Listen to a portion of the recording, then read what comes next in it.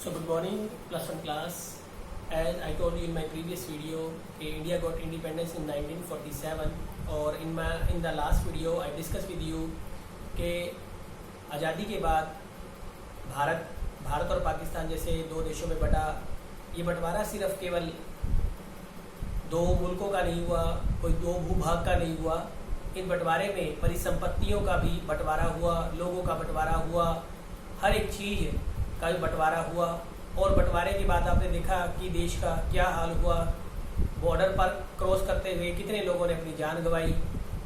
मुल्क तो आज़ाद हो गया था। अब आज़ादी के बाद जो हमारे देश के सामने जो सबसे बड़ी समस्या और जो सबसे पहली जो मेन समस्या आई, उन समस्या को हम यहाँ डिस्कस करने जा रहे हैं, और वो थी how to assimilate the princely states. So let's see on the white board. Here it is written रजवाड़ों का विलय। रजवाड़ों का विलय क्या थे रजवाड़े?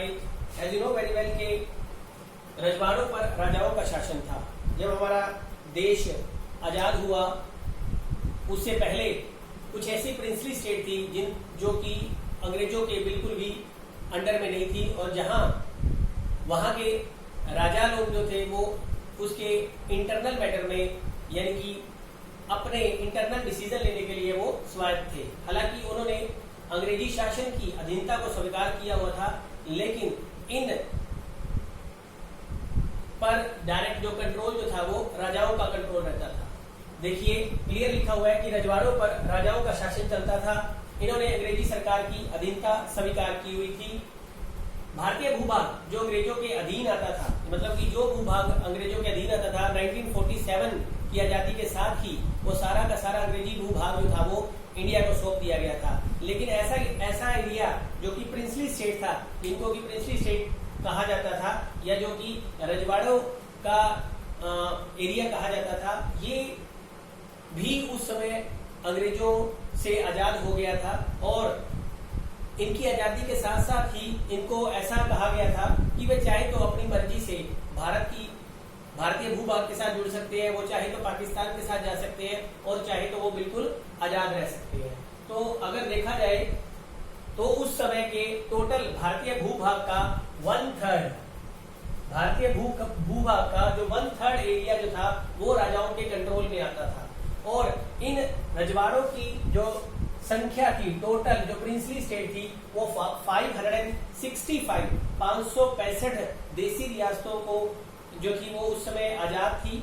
और अब बात इनके भारतीय भूभाग में शामिल होने से या पाकिस्तान भूभाग में शामिल होने से थी, तो क्योंकि ये बिल्कुल आजाद थे और ये अपने डिसीजन खुद ले सकते थे। ज्यादातर प्रिंसली स्टेट ने भारतीय भूभाग को ही जो था वो भूभाग में शामिल होने की अपनी मर्जी दिखाई। लेकिन सबसे पहले जो त्रावणकोर के राजा थे उन्होंने भारतीयों के साथ ना मिलने की और पाकिस्तान के साथ भी ना मिलने की अपनी इच्छा जाहिर की, और वो खुद को अपने आप को जो था वो एक स्वतंत्र राज्य के रूप में रखना चाहते थे। इसके बाद ही अगले दिन जो था वो हैदराबाद के निजाम ने भी अपने आजाद रहने की घोषणा कर दी थी। और इसके बाद भोपाल के जो नवाब थे, भोपाल के नवाबों ने भी भारतीय संविधान सभा में शामिल नहीं होना चाहते थे। तो भारत के लिए एक बहुत बड़ा चिंता का विषय बन चुका था कि अगर ये रियासतें भारतीय भूभाग में नहीं शामिल होंगी या आजाद रहने की अगर इनका नजरिया था, तो उस समय जो भारतीय भूभाग था वो बड़े छोटे छोटे टुकड़ों में या बड़े छोटे छोटे देशों में बढ़ जाने वाला था।